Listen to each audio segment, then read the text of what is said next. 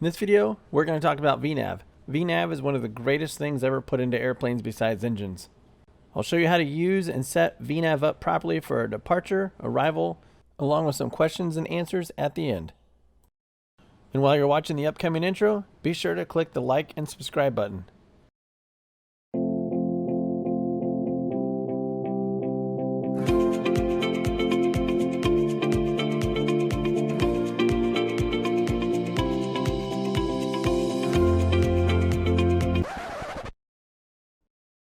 So what is VNAV? VNAV stands for vertical navigation. So what does that mean? It just means that a computer is going to help you meet altitude constraints at waypoints and also speeds if so equipped. And it keeps you from doing a whole lot of math in your head. Jumping right in, let's do a departure procedure using VNAV. I've already programmed the Rudy 6 departure out of Teterboro. In the VNAV setup I'm about to do would normally be done prior to takeoff. One thing that has to be done is press the VNAV button. You notice pitch went to V pitch. When there's a V in front of the climb mode, that means VNAV is active. So to do this departure procedure with the assistance of VNAV, the first thing you have to do is set up the flight director, and you have to make sure you press the VNAV button. So let's pull up the departure procedure and take a quick look at it while the airplane's taking off. In the procedure is climb heading 240 to 520 feet, then direct to Davum, then on track to cross Wentz at 1500 feet, and then after Wentz, climb maintain 2000. So we also need to put in 2000 feet, which is the top altitude. And then our first limiting altitude is 1500 feet. We can see 1500 feet on the FMS, but we can also see it on the flight plan target altitude above the vertical speed tape. Now that we're leveling off at 1500, we're not even to Davum intersection yet. But the chart shows Wentz at 1500. So right there, VNAV just did what it's supposed to do. It stopped us from climbing above 1500 feet prior to Wentz. And once we cross Wentz intersection, it's our job to climb to 2000 feet. VNAV will not do that for us. And I had to slow the film down here just to show you something real quick. Notice we have V flight level change. That did come up by itself. The airplane will climb, but we have to accelerate to 240 knots to get it to climb. However, on this departure, we're underneath Class B airspace, and the speed limit there is 200 knots. So what I will do is hit vertical speed, so we'll see VS, and then I'll climb the airplane and maintain 200 knots until I reach 2000 feet. Then I will accelerate once I'm in Class B airspace. So you see vertical speed come up on the flight mode indicator there, and then I'm rotating the wheel to increase my rate of climb up to 2000 feet. VNAV does its best with an arrival. And in order to use VNAV on an arrival, ATC has to say cleared to descend via the, and then they'll name the arrival, in this case the Arch 2 arrival. When that's heard, two things need to be done. Set the bottom altitude and press VNAV. Here we have the same Arch 2 RNAV arrival. Let's put it on its side and draw some altitudes. It'll be a little bit easier to see this when you actually draw the altitudes above the chart. And we'll say we're just outside UK intersection. Hey. So UK intersection has to be crossed below flight level 310. Arch has to be at or above 11,000. And Crya has to be crossed between 11,000 and 15,000. So in this situation, VNAV, at the first fix, all it's going to do is make sure you cross that fix below flight level 310. If you're at flight level 280, it's not going to do anything because you've already met that requirement for that fix. Next is Arch at or above 11,000 feet. But if you're at 28,000 feet, you've met that requirement also, so it may not do anything yet.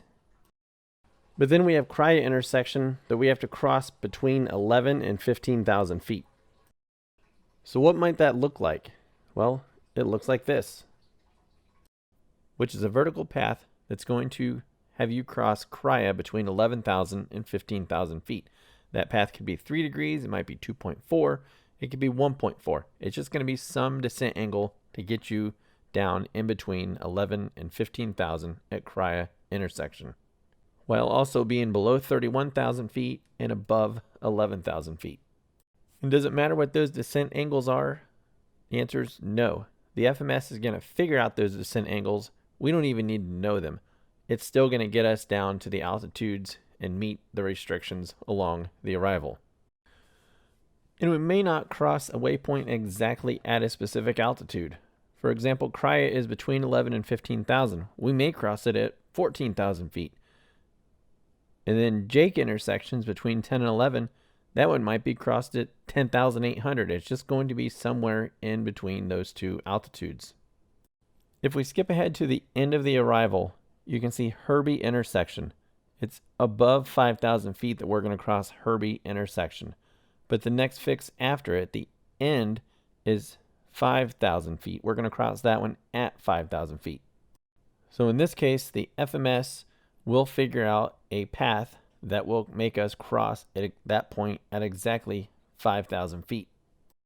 And another important step in making VNAV work is entering the bottom altitude in the altitude selector. In this case, it's the very last altitude we're going to encounter, which is 5,000 feet. That's the lowest altitude on the arrival.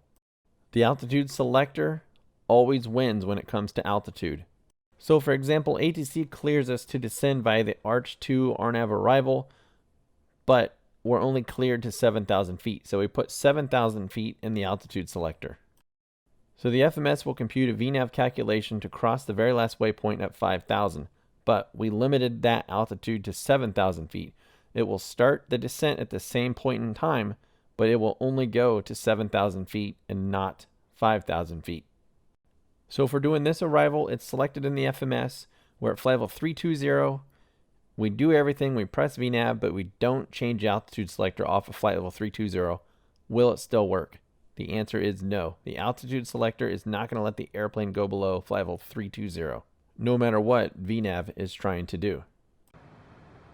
Here we are on the arrival at flight level 320. The first thing we have to do once we're cleared to descend via the arrival, set the bottom altitude.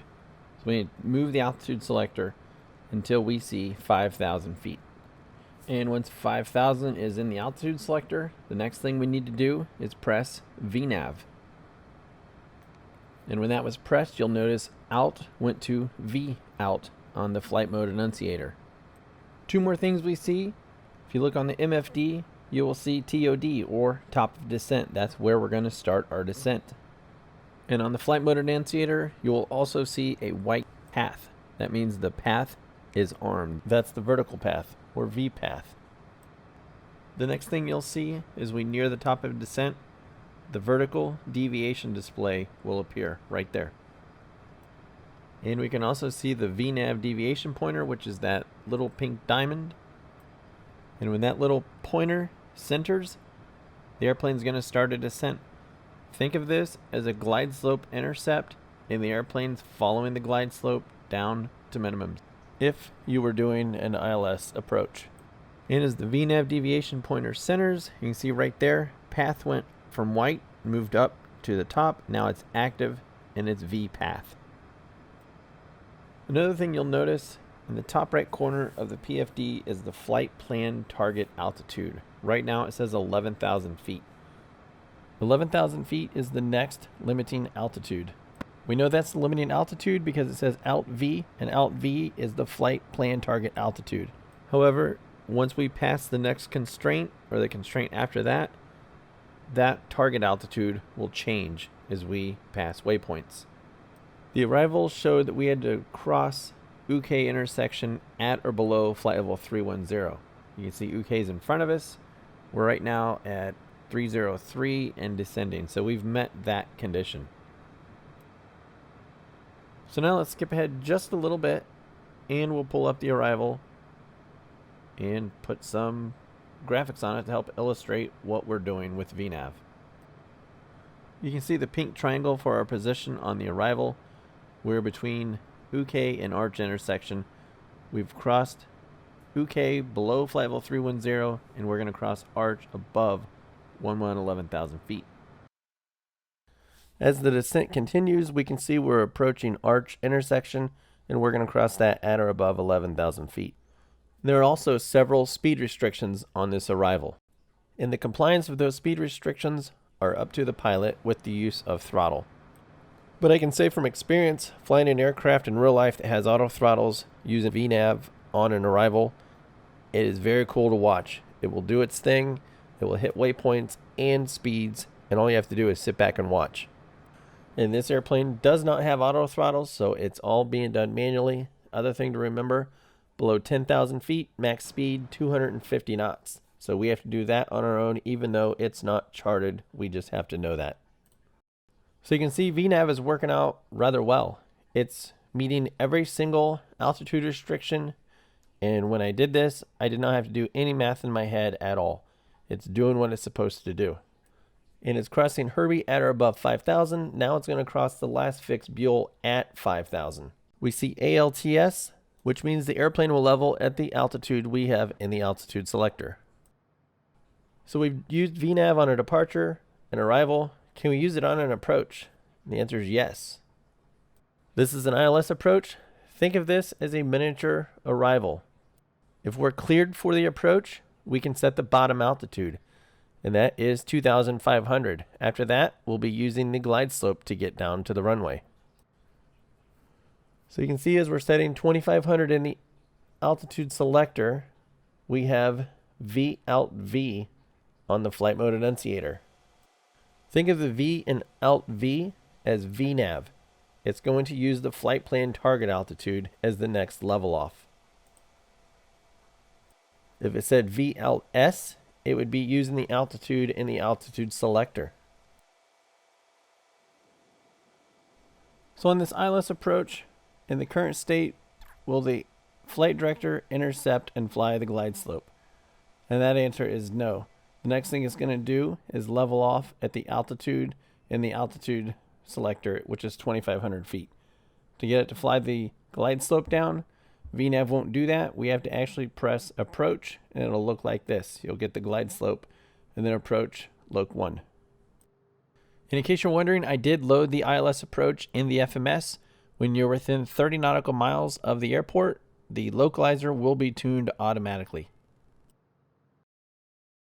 Now for some questions and answers with VNAV. Some people submitted questions. These are their questions, but these are not their real voices. How do I use flight plan with... Do you mean, how do I use flight plan data with VNAV? Yes. And the answer is, you don't really use flight plan data with VNAV. All the data you would use for VNAV with altitudes and speeds would come straight out of the FMS when you select the arrival or departure. And it is possible for ATC to change an altitude or a speed at a certain waypoint, but when that happens, you just type it in manually over the existing altitude or speed in the FMS. When do I program the arrival? The arrival would be programmed based on what you filed before you take off. In this flight plan from Seattle to Los Angeles, we have filed the Ironman 2 arrival. But on our way there, they give us this arrival, which is no big deal. We would just program in this one. And my record for having arrivals switched en route is 4. I've had to change arrivals 4 times on the same flight. And it's important to point out, some arrivals are runway specific. You may not know the runway until you get closer to the airport. If you program an arrival and the waypoints at the end don't match, it could be the runway is not selected. What speed should be flown on the arrival? For this one, I reached out to an actual air traffic controller. Let's say we're over Brickyard VOR. We have over 100 miles until our first speed restriction. ATC expects pilots to fly somewhat close to their filed true airspeed. But other than that, there's no set number. But in the end, you should do a normal speed and choose something that will aid you in meeting upcoming speed or altitude restrictions. How do I adjust VNAV for ATC request? ATC could change an altitude or a speed on the arrival. You just type that speed or altitude into the scratch pad and place it on top of the altitude at the waypoint they want you to cross it at. ATC may also have you go direct to a waypoint way down the arrival, in which case the FMS should recalculate the top of descent by itself. What is the correct way to intercept the path if ATC descends us before reaching the top of descent? And the answer is the same way you would if they hadn't descended you. If you start at 32,000 feet, like in our early example, and they put you to 26,000 feet, you're just going to intercept that top of descent further down the line on the arrival. Now for a quick review. The first step in getting VNAV to work, you have to load an arrival or a departure. There has to be some altitude information in the FMS. And if you don't load a departure or an arrival, you can put your own altitudes in there. VNAV will still work. Next, if you're doing a departure, set your top altitude. If you're doing an arrival, set your bottom altitude. And last of all, press the VNAV button. So that's pretty much VNAV and how to use it in a nutshell. The best way to get good at using VNAV, practice it, use it all the time. And like I said earlier, if you don't have a departure or an arrival, make one. You can put altitudes in the FMS. VNAV will still work the same way. So that's it. Thank you for watching.